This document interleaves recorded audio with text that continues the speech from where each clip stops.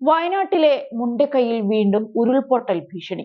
മുണ്ടക്കൈ പുഴയിൽ മലവെള്ളപ്പാച്ചിലുണ്ടായിരിക്കുകയാണ്. പ്രദേശത്ത് നിന്ന് ജനങ്ങളെ അടിയന്തരമായി ഒഴിപ്പിക്കുകയാണ്. ദുരന്ത സ്ഥലത്തേക്ക് അനാവശ്യമായി എത്തരുതെന്ന് നിർദ്ദേശം നൽകിയിട്ടുണ്ട്. നിലവിലെ ദുരന്തത്തിൽ മരണസംഖ്യ 70 കടന്നു. മുഖ്യമന്ത്രി അടക്കമുള്ള മന്ത്രിമാർ ജില്ലയിലെ രക്ഷാപ്രവർത്തനത്തെ ഏകോപിപ്പിക്കുന്നുണ്ട്. ചാലിയാർ പുഴയിൽ നിന്നടക്കമാണ് മൃതദേഹങ്ങൾ കണ്ടെത്തിയത്. ലയങ്ങൾ കേന്ദ്രീകരിച്ച് രക്ഷാപ്രവർത്തനം നടത്തുന്നതായി സന്നദ്ധ പ്രവർത്തകൻ ഷാജി അറിയിച്ചിട്ടുണ്ട്.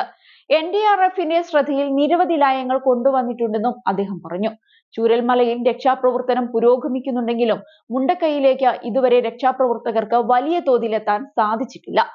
NDRFന്റെ ഒരു സംഘം ഇവിടേക്ക് എത്തിയെന്ന വിവരമുണ്ടെങ്കിലും റോഡ് മാർഗം ആളുകളെ പുറത്തെത്തിക്കാൻ കഴിയാത്ത സാഹചര്യമാണുള്ളത്.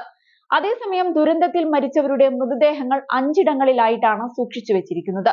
മേപ്പാടി ഹെൽത്ത് സെന്റർ, വിംസ്, വൈത്തിരി താലൂക്ക് ആശുപത്രി, നിലമ്പൂർ ആശുപത്രി, മലപ്പുറം ചുങ്കത്തറ ആശുപത്രി എന്നിവിടങ്ങളിലാണ് മൃതദേഹങ്ങൾ ഉള്ളത്.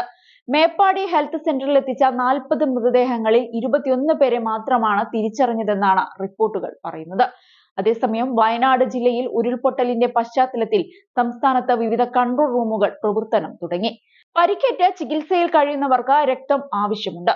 O negative, A negative, B negative, AB positive, AB negative രക്തമാണ് ആവശ്യമുള്ളത്. രക്തദാനത്തിന് സന്നദ്ധരായവർക്ക് മേപ്പാടി വിംസ് മെഡിക്കൽ കോളേജ്, ബത്തേരി താലൂക്ക് ആശുപത്രി, കൽപ്പറ്റ ജനറൽ ആശുപത്രി എന്നിവിടങ്ങളിലെത്തി രക്തം നൽകാം.